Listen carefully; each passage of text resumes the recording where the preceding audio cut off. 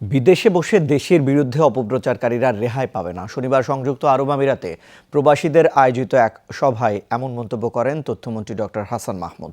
দুবাইয়ে ওই আয়োজনে তিনি জানান, দেশের বাইরে বসে সামাজিক যোগাযোগ মাধ্যমে দেশের বিরুদ্ধে ষড়যন্ত্রকারীদের চিহ্নিত করছে সরকার।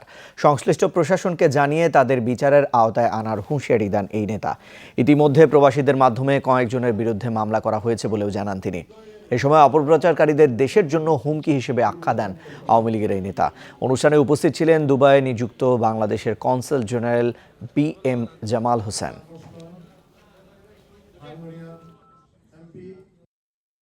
বিদেশে বসে বসে বাংলাদেশের বিরুদ্ধে ষড়যন্ত্র হয়, বিদেশে বসে বসে দেশের বিরুদ্ধে অপপ্রচার হয়। যারা বিদেশে বসে অপপ্রচার করছে তাদেরকে আমরা চিহ্নিত করেছি এবং তাদের বিরুদ্ধে দেশে যেমন ব্যবস্থা নেওয়া হচ্ছে, সংশ্লিষ্ট দেশের কর্তৃপক্ষের কাছে আমরা রিপোর্ট করার উদ্যোগ নিয়েছি। অনেকের ব্যাপারে করা হয়েছে।